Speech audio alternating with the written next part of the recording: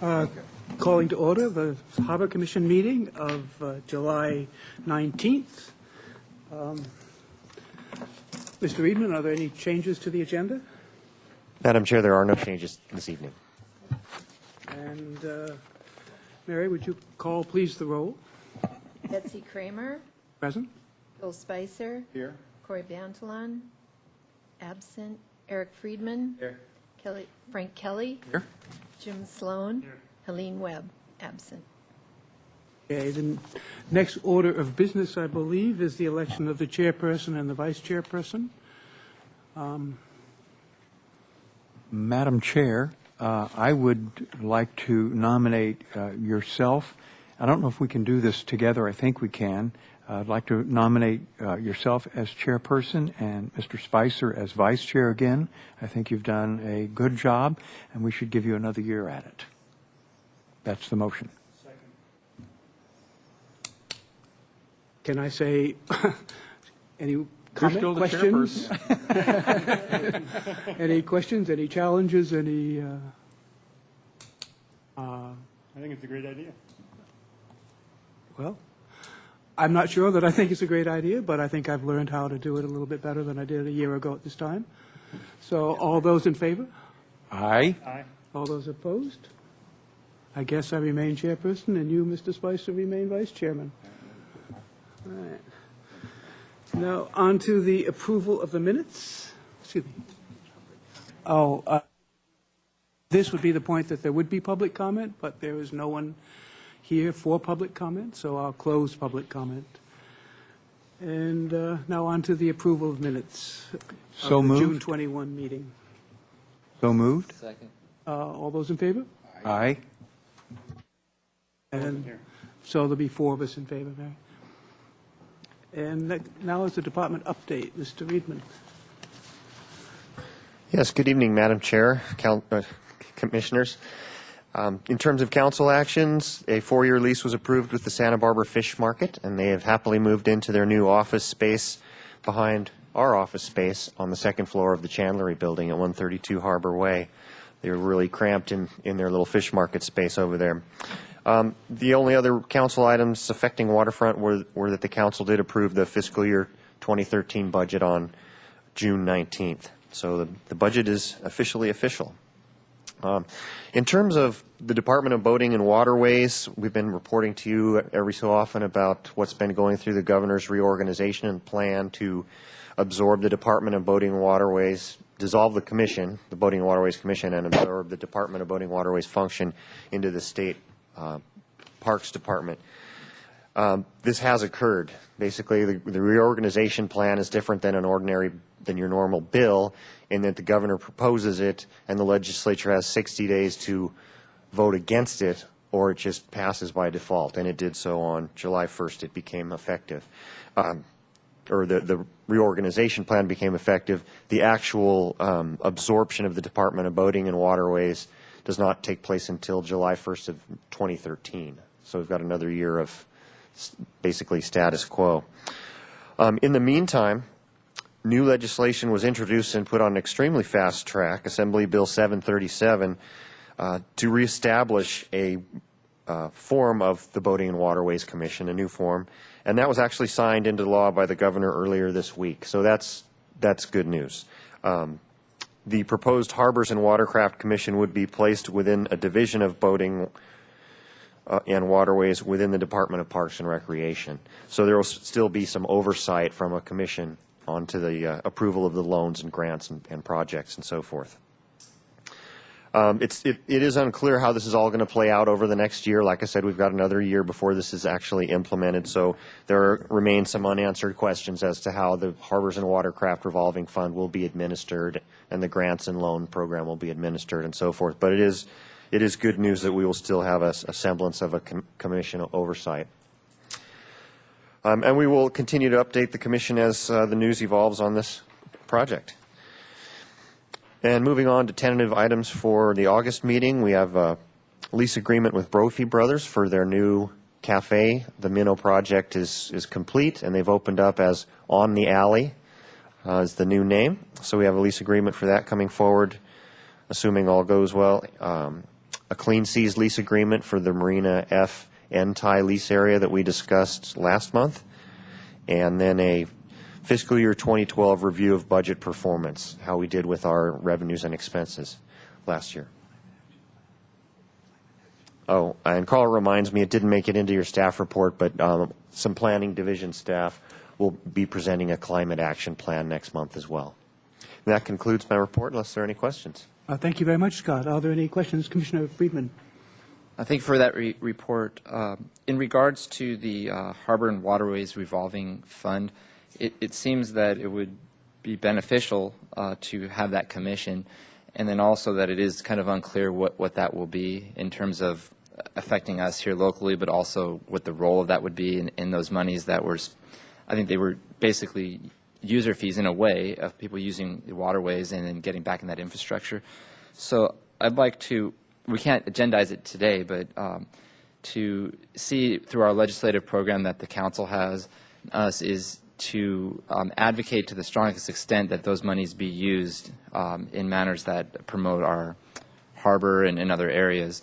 So any kind of language that we can help the council and give a recommendation in a way. I just want our city to be on record as we don't want these going into some void where they're not connected to where the funds were generated from. Please do. Madam Chair, Commissioner Friedman, I'm glad you brought that up. We actually, during the annual revise of the city's legislative platform, we had an eye towards this, and we actually put language in there to position ourselves to do exactly what you've just described. Respectfully, what I think the recommendation from staff would be, there are a lot of eyes on this. The boating community and coastal cities up and down the state are watching how the money is going to flow into and out of the Department of Parks. And so one of the things we expect may happen is legislation may be introduced in the 2013 legislative session to do exactly as you've described, to protect those monies.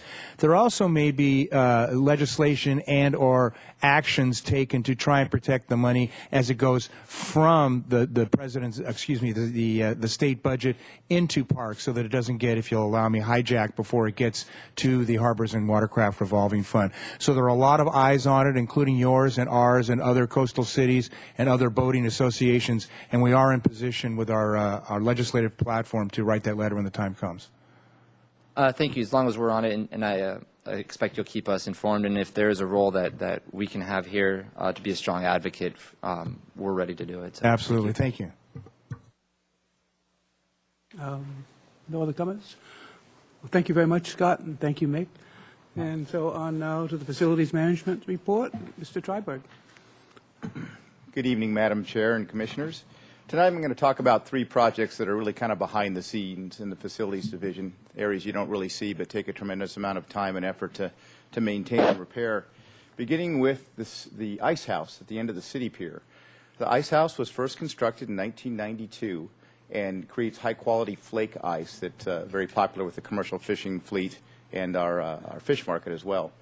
Produces about 10 tons a day and can hold about 12 tons in a bin, and it's in demand quite frequently.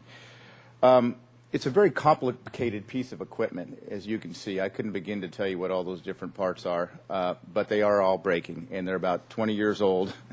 And it's turned into a program whereby we spend about $25,000 a year servicing this piece of equipment, the entire equipment. This is the ice-making component. There's a delivery system. In the last couple of years, we've had some significant breakdowns whereby we've almost doubled that budget in the last couple of years. So we've sort of struggled with what to do with this most valuable asset that we have that's really essential to our harbor's commercial fishing fleet. My counterpart in Public Works is our city's energy and facilities manager, and he's very familiar with refrigeration systems and whatnot. So he prepared with his staff an evaluation of the ice house and considered some economics of actually replacing it and or making certain upgrades to it. In this report, he identified a lot of different, he identified the fact that we could replace it to the tune of about $500,000, and that sort of scared us, so we backed off a little bit and looked into certain upgrades, including things like inspecting and repairing the ice maker, perform 5-year maintenance tasks that we hadn't done in a while, or the company that we hired hadn't really done. The delivery system is the bottom end of it. It's a whole separate part of this facility. repair and replace it, and eventually replace what's called the evaporative condenser. It's a very large piece of equipment that you need to actually take the roof of the ice house off to go in and repair. These upgrades are going to require several outages, and each outage is about 3 to 4 days, beginning next week, July 23rd through 26th. They're pretty extensive to do these repairs, and it also requires taking all the ice out of the bin, allowing it to warm up, going and doing the repairs while all the power shut off, getting it back up and running, cooling it down, making ice again, and that's why it takes so long. So Mick's been kind enough to put together a listserv contacting all of the commercial fishing fleet. So we've let them know. A month ago we let them know, and again last week we let them know, and I believe the fish market's made some arrangements to have some ice available. So hopefully next week won't be too disruptive to the commercial fishing fleet. We've got a couple more outages scheduled, one in October, another in February. And then the evaporative condenser I mentioned, we're going to try and wrap that up into our 2014 capital improvement program. We'll be bringing that to you next fall, I believe, September, October. It's going to be about a 2-week closure, and this is something that's probably going to be on the order of 6 figures or more. It's very extensive. You almost got to tear the building apart to put a new one in and put it all back together. But the goal here is to make the facility reliable and efficient again, and hopefully get another decade or more out of it before we really need to face the really large capital expense on the order of $500,000. The next project that we recently completed, this one, is under the city pier. The city pier is home to the ice house, as I just mentioned, the fuel dock, the U.S. Coast Guard cutter Blackfin, and 4 hoists. And if you're down there any evening at about 5 o'clock, it is a beehive of activity. Between fishing boats getting fuel, ice, offloading cargo with their hoists, it is a very, very busy place. Most of these facilities require electricity and or water, and the last time those systems had been repaired and installed was over 20 years ago, and they were really starting to fail, along with some other things. So a staff-driven project was to go and install scaffolding over the length of the pier, which is 320 feet long. They installed about 6,000 square feet of scaffolding to get at the electrical and the water systems to replace them entirely. As you can see from this picture, it is a spider web of utilities down there. So they had to go in and install new conduit, pull 750 foot of wire alongside the existing service, and then put it in service and take the old stuff out. So they've been at this project for weeks, but it's going to result in more reliable electricity. The more complicated aspect of this project was replacing the water line. It's a 4-inch water line, and it's made up of galvanized pipe with 20-foot sticks. Each stick weighs about 300 pounds.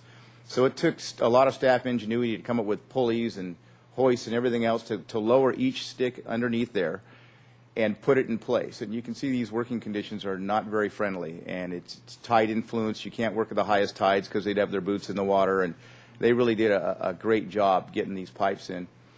Every stick of pipe they put in, every couple sticks, they'd pressurize the system. And after they'd put a few in, they realized that there were a lot of leaks, and it turns out that every pipe had different threads on the end. So they cut off each end and rethread it. So this project got really, really involved. And it's just an example of the capability of the staff and how complicated these systems are. Keeping in mind it was a lot of work and expense, but we probably won't have to mess with it for another 20 years. And these are just kind of the things that happen at the waterfront that kind of are behind the scenes that people don't see very often.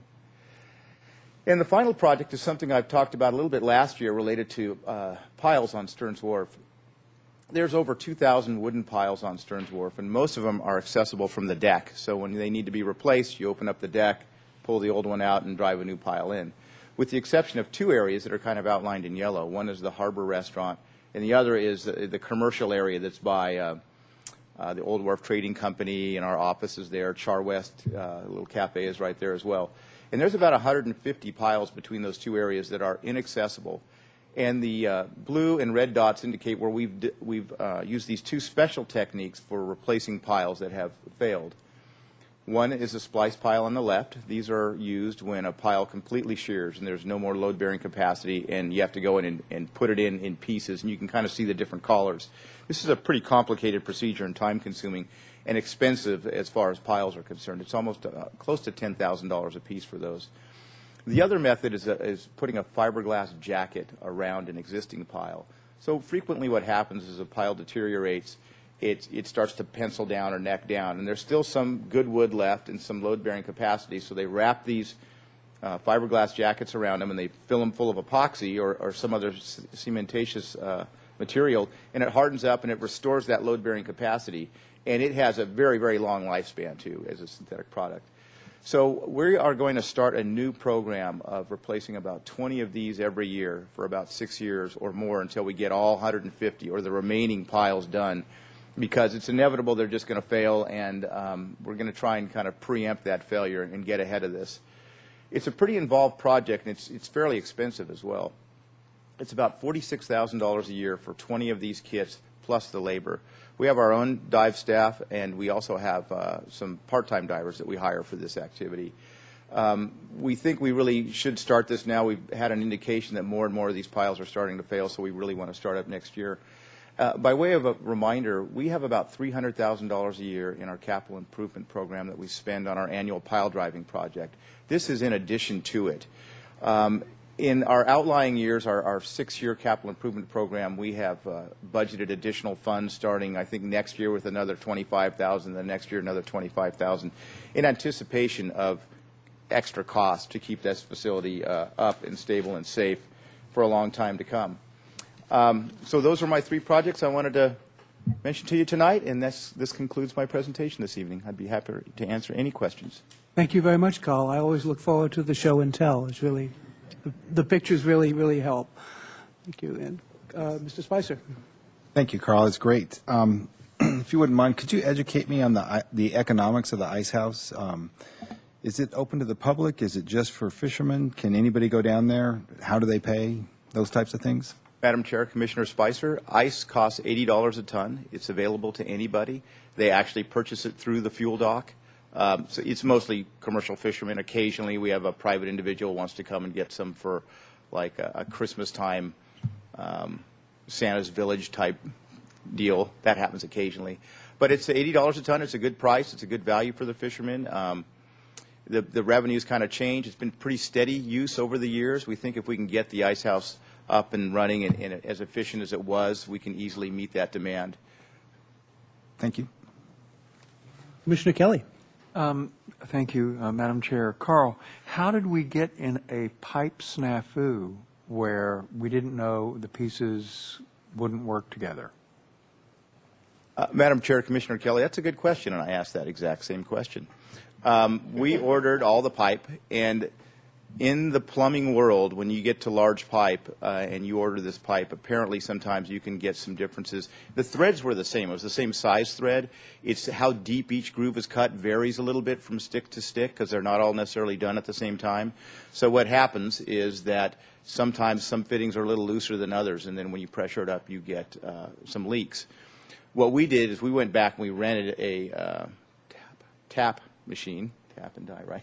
I make sure I got that right. And so we cut all uniform threads, so they're all the same depth, all the same machine. And according to a lot of the large-scale plumbing companies, it's fairly common that if you are going to do a project of this magnitude in that size pipe, you're better off just cutting the ends off and putting new threads on to make sure that you don't have this kind of problem. Thank you. Commissioner Sloan. Have we ever looked at outsourcing the ice supply down there?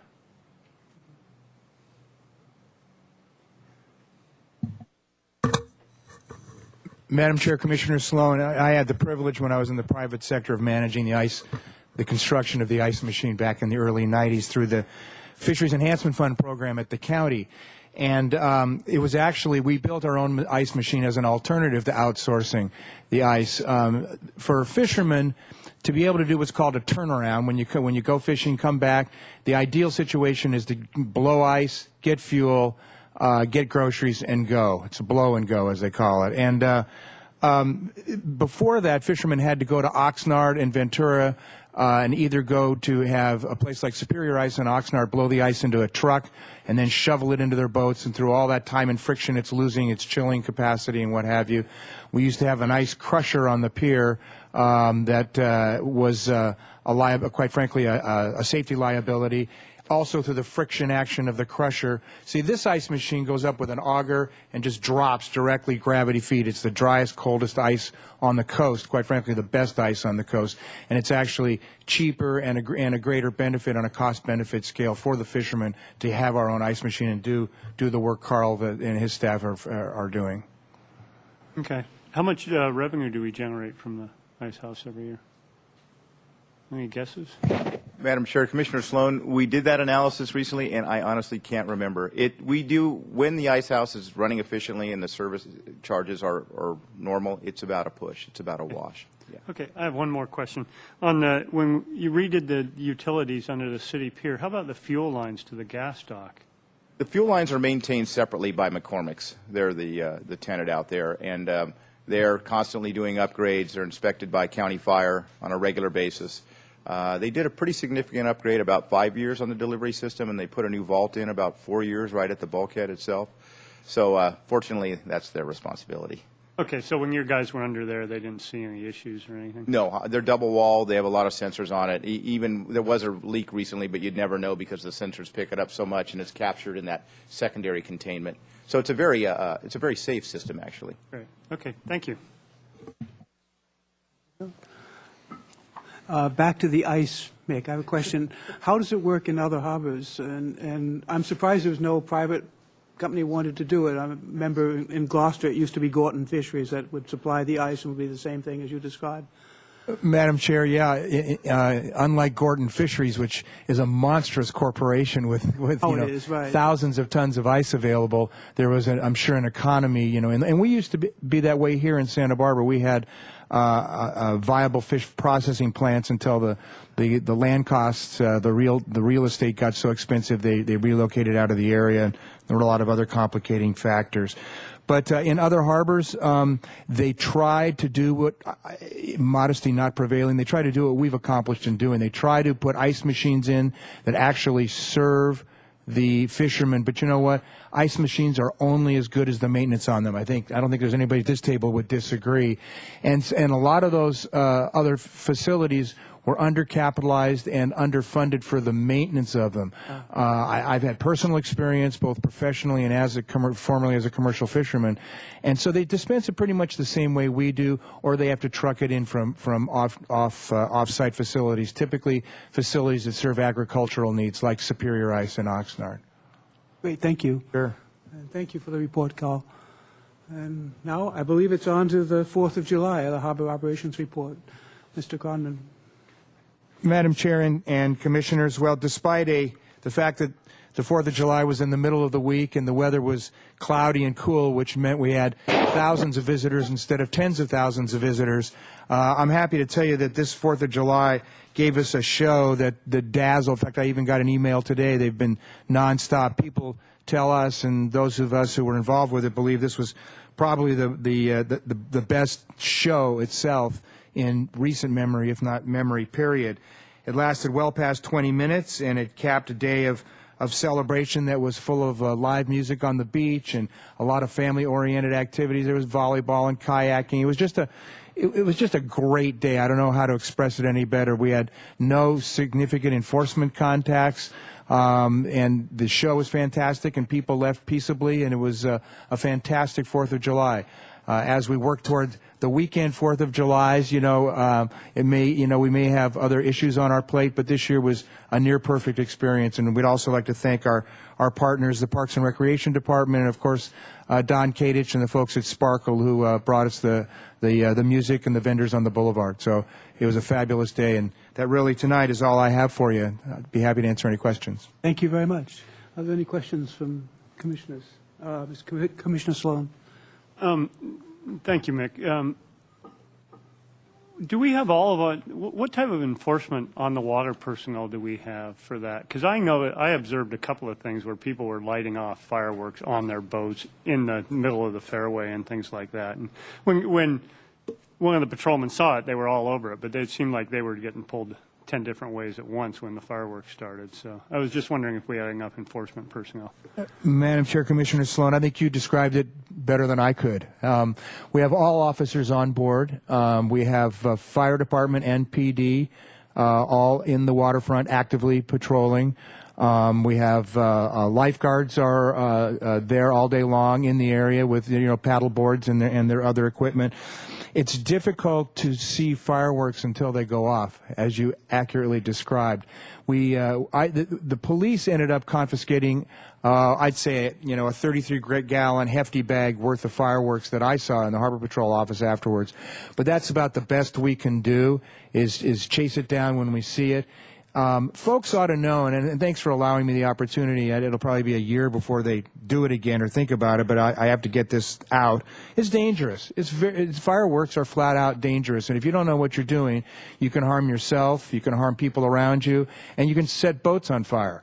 And people should not use fireworks down in the harbor. Hate to sound hardcore about it, but we'd all be really sorry if there was a marina fire on July 5th and we were cleaning up. So thanks for the reminder. We do the best we can to keep the fireworks to a minimum, except for the ones we subsidize.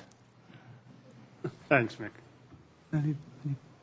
No other questions, no other comments? Thank you very much for the report. The fireworks were beautiful, I thought. New business. First one is item number 6, the 5-year supplemental parking agreement with Santa Barbara City College. Is that you, Mr. Bossi? It is me. Good you. evening, Madam Chair and Commissioners. Since 1960... Oh, Mary, excuse me, Mary, would you please read the recommendation? Sorry, Recommendation that Harbor Commission recommend approval of a 5-year supplemental agreement with Santa Barbara City College pertaining to joint use parking in the Ledbetter parking lots prior to September 1st of each year. Thank you very much, Mary. Now, Mr. Bossi. Good evening. I was going to get to that part. Since 1962, the city's waterfront department, Parks and Recreation Department, Old Spanish Days, and Santa Barbara City College have operated under the terms of a joint use agreement for facilities located around Santa Barbara City College. The waterfronts component of that, of the joint use agreement, provides for seasonal use of Santa Barbara City College's La Playa East and La Playa West parking lots, and also the waterfronts department's Ledbetter and Harbor West parking lots. Santa Barbara City College students are allowed to park in the waterfronts Harbor West and Ledbetter lots from September 1st to June 15th of each year. And for their use of those waterfront lots, they pay the waterfront department $2,000 per semester or $4,000 per year. Now, in return for that usage, the public is allowed to use La Playa East and La Playa West on weekends, holidays, and during City College's summer break, which is June 16th to September 1st.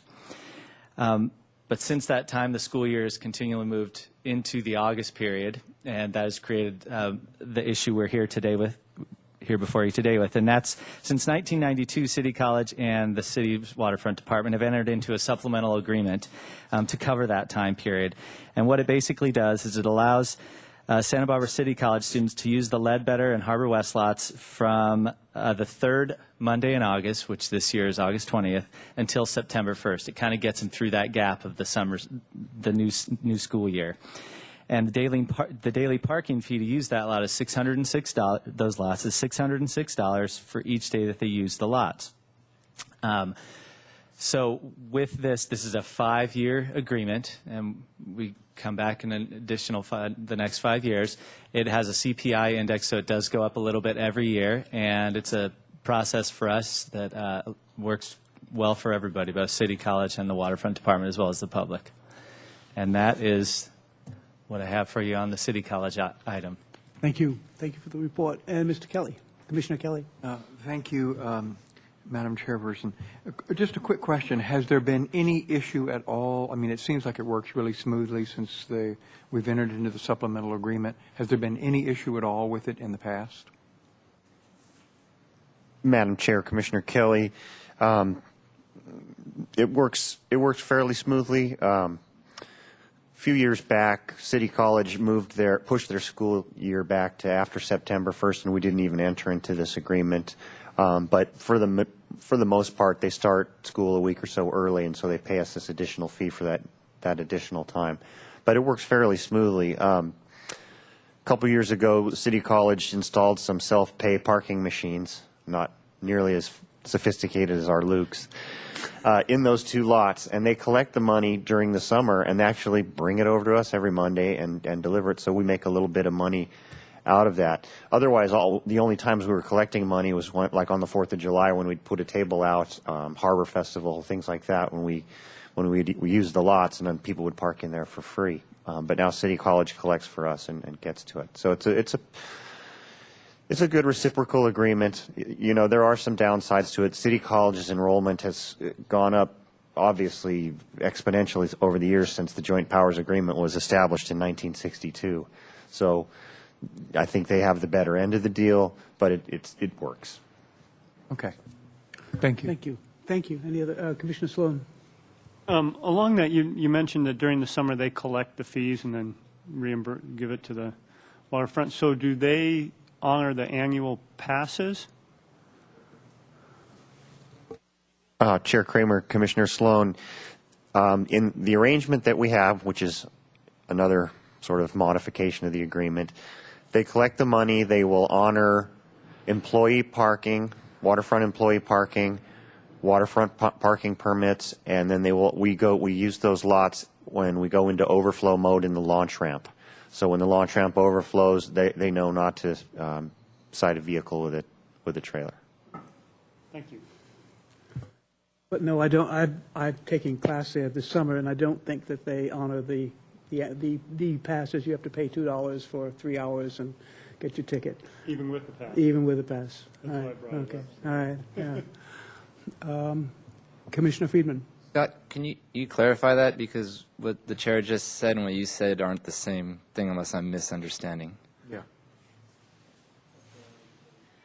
I should.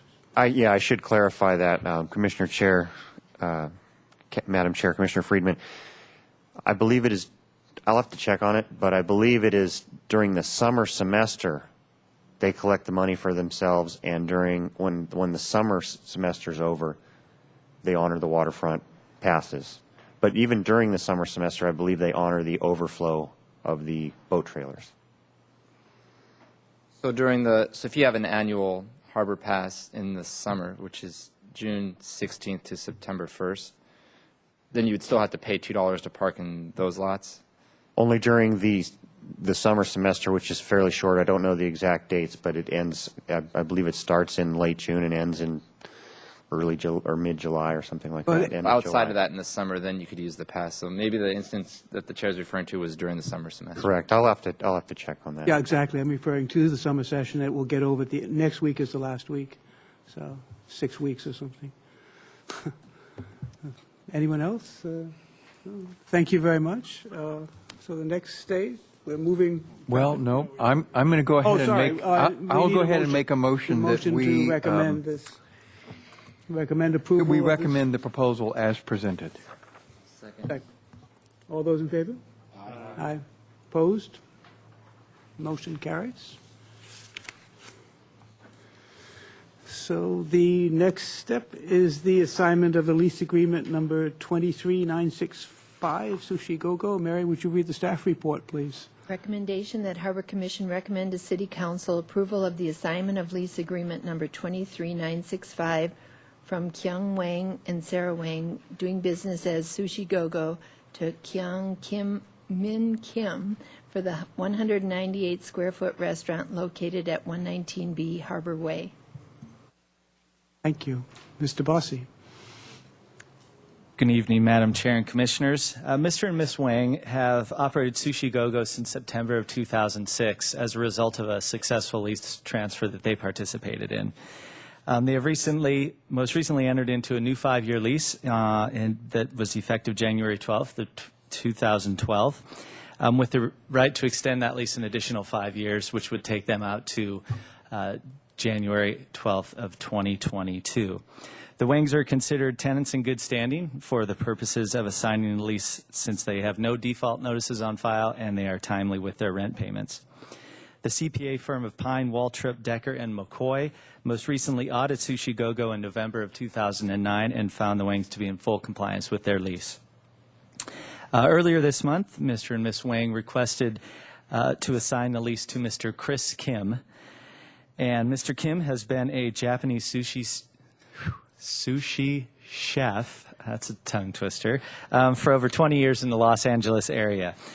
During those 20 years, Mr. Kim has been responsible for all facets of restaurant operation, including training and managing staff, purchasing goods, as well as creating menus. Mr. Kim intends to continue to grow Sushi Go-Go and operate it as a family-run business. And in accordance with the department's lease assignment procedure, no changes to the business terms of the lease will take place during this transition or transfer process. If the Harbor Commission approves of the transfer, the item will be before the City Council next week. Thank you for the report. Any questions, comments? Do I have a motion, please? I'll make a motion for approval. I'll second that. All those in favor? Aye. Opposed? Motion approved. Now the next is item number 8, the Waterfront Department Capital Reserve Policy. Mr. Reedman? Recommendation that Harbor Commission A, review Waterfront Department reserve policies in general, and particularly as they pertain to the Reserve for Capital Harbor Preservation Fund, and B, make a finding that current Waterfront Reserve for Capital Harbor Preservation Fund policies are adequate for the Waterfront Department Enterprise Fund, and forward that finding to the city's Finance Department. Thank you, Mary. Mr. Reedman? Madam Chair, Commissioners, the Finance Department has been reviewing general fund reserve policies, and as part of that process requested that waterfront staff work with the Harbor Commission to take a look at waterfront reserve policies, waterfront reserves, and particularly the Waterfront Reserve for Capital, which is also known as the Harbor Preservation Fund, and to ensure that they're adequate for our current and needs going forward. In terms of background, in fiscal year 2005 until the present, the general fund reserves, operating reserves, fell below policy minimums to balance the budget. The general fund began borrowing from their reserves. The Waterfront Department during that time period did not find the need to tap into operating reserves to balance the budget. So Waterfront was able to remain within compliance with those policy minimums during that period. So what this really represents is, well, in May 2011, the Finance Committee received a report from staff on reserve policies, and the Finance Committee expressed an interest, the City Council Finance Committee expressed an interest in evaluating and potentially modifying current policies with things such as, if you're going to dip into reserves, you need a supermajority of council with 5 out of 7 votes rather than a simple majority of 4 out of 7 votes. You need to have a plan for replenishing the reserves.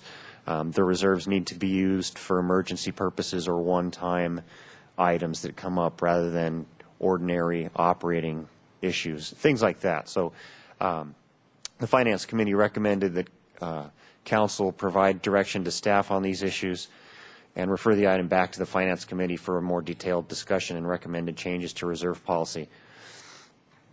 And again, this is really focused on the general fund. So on July 17th, that was this last Tuesday, the Council received a report from staff on general fund reserve policies, and the intention is that both the Finance Committee and the Council's intention is to review Enterprises Fund at a later date coming up, after the enterprises get a chance to hash through it with their various commissions. So the Commission may recall that the resolution was included, the current waterfront reserve policies were included in resolution format in the March budget presentation. It really wasn't reported out on in any detail, but it was requested at the February meeting that we include some information on the reserve policy. So we included the resolution 99-066, which is the waterfront specific resolution, and also the municipal code articulates the Harbor Preservation Fund policy as well. So just going through them point by point, reserve policies. The first one is the Reserve for Capital, the Harbor Preservation Fund, also known as the Harbor Preservation Fund.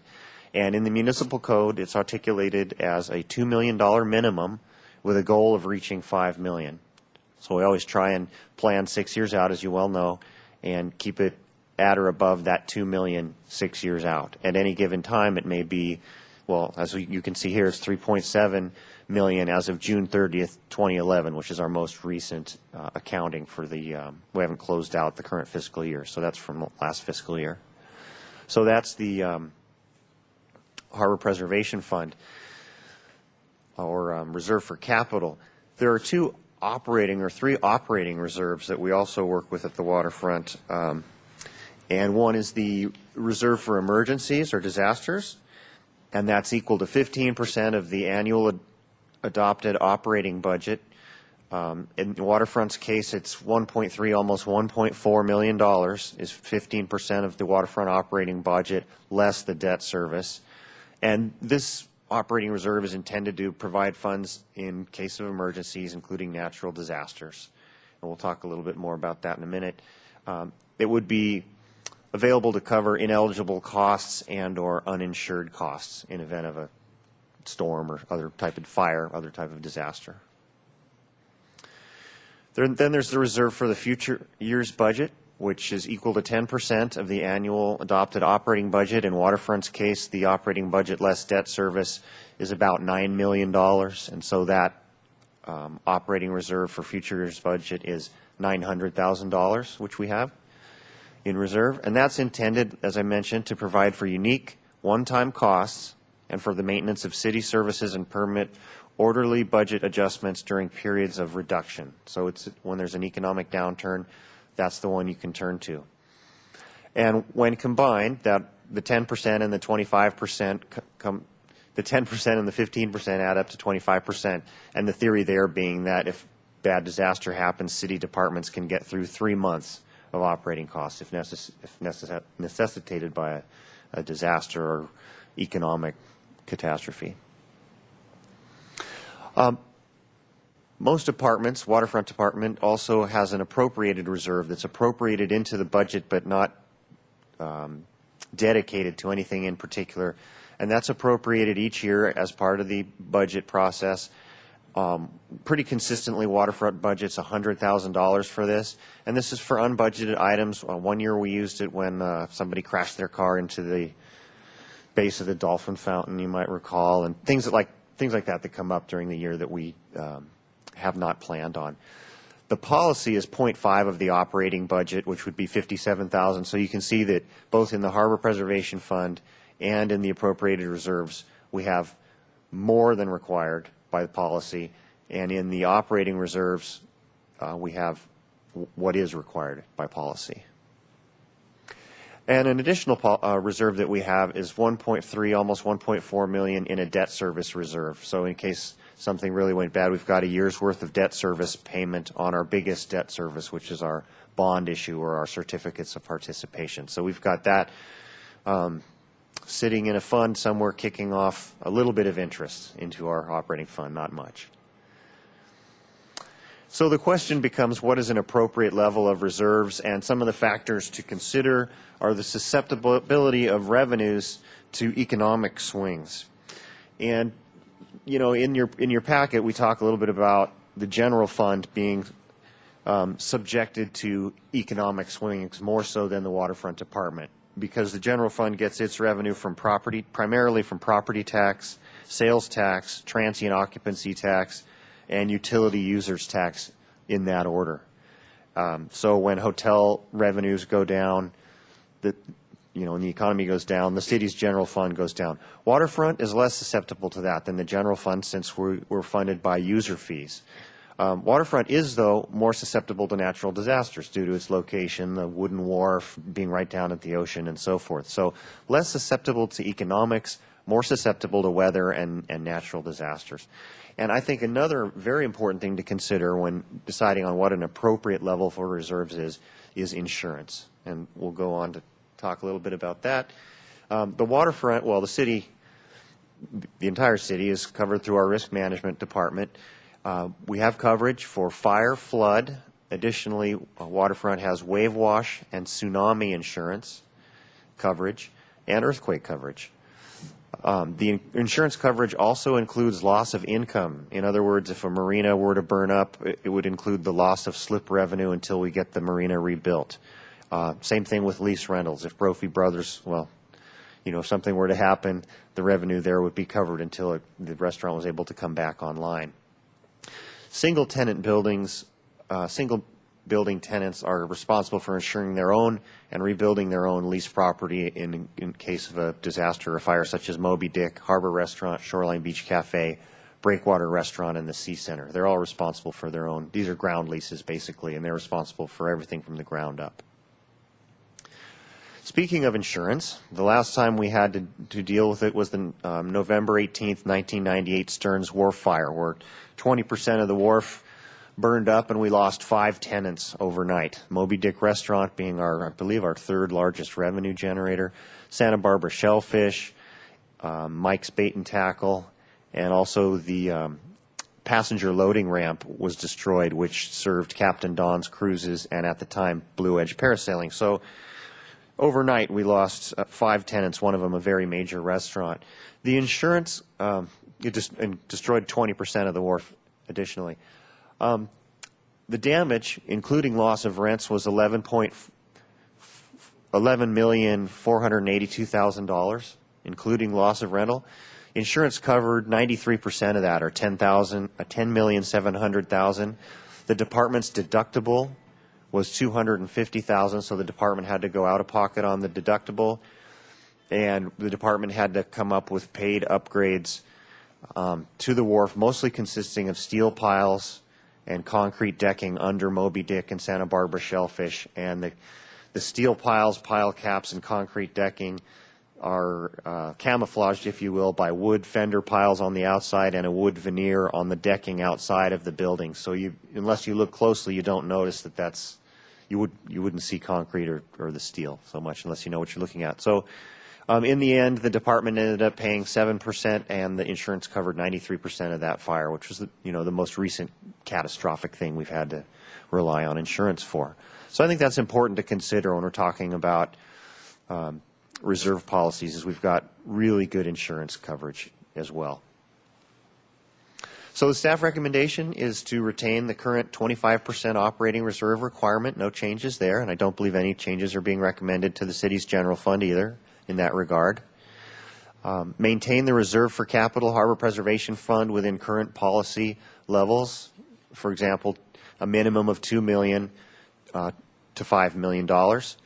And to forward the recommendation to the Finance Department that the current reserve policies as defined in the resolution are adequate for waterfront department operations and capital funding, and history has proven so, as the general fund has been underfunded in reserves for 7 years now. And then I would also like to point out that the Budget Committee met, Commissioners Kramer, Kelly, and Sloan on June 5th to discuss this very issue, and concurred with the staff recommendation that the status quo is working well, and we don't need to make any changes. So with that, I'd be happy to answer any question the Commission may have. Thank you, Scott, for the presentation. Questions, comments? Commissioner Kelly. Thank you, Madam Chair. Scott, could you just for a moment speak to the type of insurance that we have so that concerns in the instance of a truly catastrophic event? I know, I believe during the Northridge earthquake that many of the insurance companies found themselves overextended by what they were supposed to pay out and ended up not being able to pay their claims, and why that is a very unlikely scenario should there be a major disaster that affected the waterfront department. Madam Chair, Commissioner Kelly, very good question. Mark Howard is our risk manager within the Finance Department, and he handles all these types of things. He actually volunteered to come here tonight, and I can always bring him to a future meeting if you guys are you're really interested in the nitty-gritty of insurance. But the city invests in an insurance pool with many other cities, including cities far and wide, Alaska, Midwest. I couldn't begin to tell you all of the cities, but so it's very unlikely that a disaster of that kind of scale, a local earthquake type thing, would wipe out our insurance pool, because it is so diversified and is contributed to by so many different cities. So does that answer the question, or would you like to? Yes, no, that does, because that was a concern that had been expressed to me by a private party, and I said, I don't think it can happen because I think we're in a pooled insurance environment. Right, it's not GEICO. Right. Madam Chair, Commissioner Kelly, if I could just add, I think it's important not to forget that in the case of a regional disaster, we'll also have FEMA, thankfully, to intervene, and that's where finance does a great job of totaling up all our costs that once it's declared an official disaster area, that we get reimbursed from FEMA as well. So at the level you're talking about, that would certainly be a contributory factor. Thank you, Mick. No other questions, comments? We're supposed to make a finding. I'm not sure how that is to be done. What does it say here? Somebody want to make a motion to that To effect? accept the recommendations as stated there. I'll second that. All those in favor? Aye. Anyone opposed? It's unanimous. All right, so next item is number 9, the commercial fishing berth lottery. And Mary- Madam, excuse me, I'm sorry. Wait for the recommendation. Recommendation that Harbor Commission Chair draw and rank participants in a commercial fishing slip lottery for berth 1R28. Thank you, Mary. Madam Chair, Commissioners, as I mentioned to you last month, this Chapter 17 of the Santa Barbara Municipal Code describes requirements for assigning slip permits in the harbor, including circumstances and procedures for conducting commercial fishing berth lotteries. I explained most of the details to you last month, and I'll try to get quickly to the chase this month. I would, though, I'm sort of duty-bound to remind that for the slip in question, 1R28, a 60-foot commercial fishing berth in Santa Barbara, the commercial fishing berth lottery we're conducting tonight was legally noticed and was advertised in the newspapers. From June 6th, the lottery went from June, the window for application went from June 6th through July 3rd. We got a total of 9 applicants. And tonight, pursuant to the provisions described in the municipal code and city council resolution, we would like you, Madam Chair, to draw the tickets out of the very transparent pickle jar. And if you would be so kind, maybe the vice chair could read the name. If you, Madam Chair, would read the last 3 digits of the number, and the vice chair, if you could read the name, especially for those watching TV, probably 9 people very interested in the outcome here. Yeah.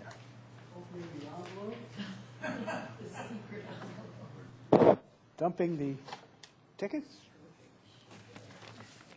I'll help with that, Tad. Commissioner Sloan is mixing them up. Okay. All right, are we I'm ready. ready to go? Okay. Number 1, it's 327. With the first pick in the 2012 Commercial Fishery Lottery, John A. Wilson. All right. Okay. Number 2 is number 328. With the second pick in the 2012 Commercial Fishing Lottery, David Album. And number 3 is number 329. I don't think these were mixed up very well, Mr. Sloan, Commissioner Sloan. I think it's the way you're drawing it personally. All right. Number 329 belongs to Keith Andrews. Number 4 is number 332. 332 belongs to Michael Nash.